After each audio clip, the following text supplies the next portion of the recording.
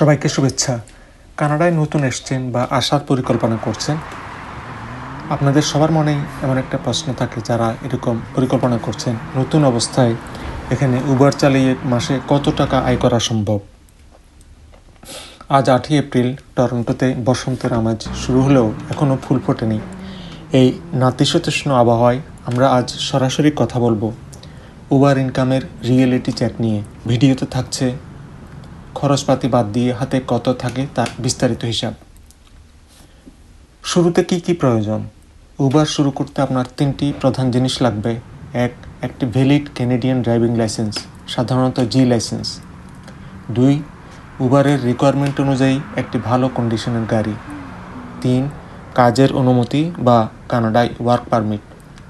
মনে রাখবেন, নতুন অবস্থায় নিজের গাড়ি না থাকলে আপনি গাড়ি রেন্ট বা লিজ নিয়েও শুরু করতে পারেন, তবে সেক্ষেত্রে খরচের হিসাবটা একটু বদলে যাবে। এবার আসি আয়ের প্রকারভেদ নিয়ে।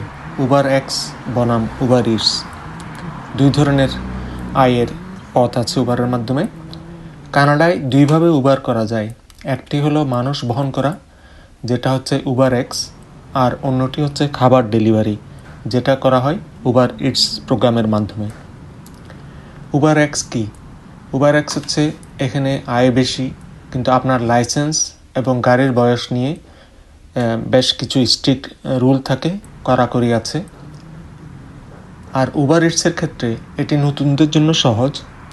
সাইকেল বা সাধারণ গাড়ি দিয়ে শুরু করা যায়। এটার জন্য খুব যে ভালো কন্ডিশনের গাড়ি হতে হবে, লেটেস্ট হতে হবে এমন কোনো কথা নেই।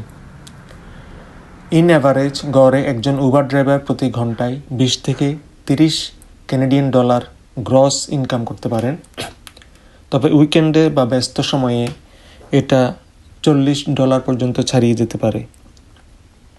এবার আসি খরচের কথায়।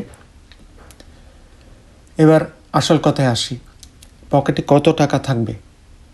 আপনার ইনকাম থেকে যা বাদ যাবে, 1 নম্বর বাদ যাবে হচ্ছে তেল খরচ। এটি সবচেয়ে বড় খরচ। হাইব্রিড গাড়ি হলে আপনি কত সাশ্রয় করতে পারবেন। 2, গাড়ির ইন্স্যুরেন্স। কমার্শিয়াল বা উবার ইন্স্যুরেন্সের জন্য সাধারণ চেয়ে বেশি টাকা লাগে। 3, মেনটেনেন্স। গাড়ির টায়ার চেঞ্জ, অয়েল চেঞ্জ, গাড়ির অন্যান্য মেরামতের বাবদ কিছু মেনটেনেন্স ফি আপনাকে বহন করতে হবে সেটা। এবং সবসময় হচ্ছে ট্যাক্স।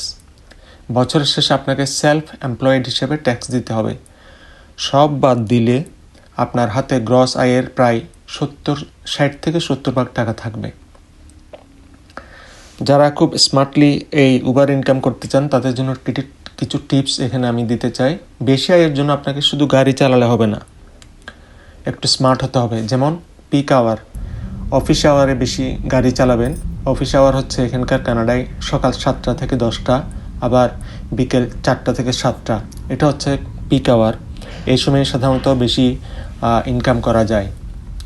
তারপর হচ্ছে সার্চ প্রাইসিং। যখন চাহিদা বেশি থাকে উবার তখন রেট বাড়িয়ে দেয়। সেই জোনগুলো ফলো করেন, কোন জোনে কোন সময়ে বেশি করে ডিমান্ড বেশি থাকে এবং এখানে রেট বেশি, সেই এরিয়াতে গাড়ি চালান। আর থার্ডলি হচ্ছে কানাডায় মানুষ ভালো সার্ভিসের টিপস দেয়। আপনার ব্যবহার এবং গাড়ির পরিচ্ছন্নতা আপনাকে মাসে অতিরিক্ত $200 থেকে $400 ইনকাম এনে দিতে পারে। এটাও মাথায় রাখতে হবে। তবে নতুন যারা গাড়ি চালাবেন উবার, তাদের জন্য কিছু চ্যালেঞ্জ আছে। সবাই তো ভালো শুনলেন, এবার চ্যালেঞ্জগুলো বলি। সবচেয়ে বড় চ্যালেঞ্জ হচ্ছে এখানে আবহাওয়া। এখানে প্রায় স্নো পড়ে, আপনারা জানেন।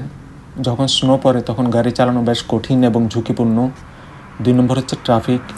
বড় শহরগুলোতে ট্রাফিক জ্যাম অনেক সময় নষ্ট করতে পারে।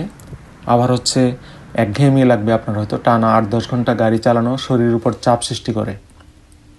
তবে সবশেষে বলবো যেটা, আপনি যদি সপ্তাহে 40 থেকে 50 ঘন্টা সময় দেন, তবে সব খরচ বাদ দিয়ে মাসে 3000 থেকে 4500 ক্যানাডিয়ান ডলার ইনকাম করতে পারবেন। এটি একজন নতুনের জন্য কানাডায় সেটেল হওয়ার জন্য বেশ ভালো একটা অ্যামাউন্ট। তবে মনে রাখবেন, এটিকে পার্ট টাইম হিসেবে রেখে নিজের মূল ক্যারিয়ারে ফোকাস করাই হবে বুদ্ধিমানের কাজ। আজকের ভিডিওটা কেমন লাগলো কমেন্টে জানান। আপনার যদি উবার নিয়ে আরও কোনো প্রশ্ন থাকে তবে অবশ্যই লিখবেন। যারা নতুন আসছেন তাদের জন্য শুভকামনা। দেখা হবে পরবর্তী ভিডিওতে। ভালো থাকবেন সবাই।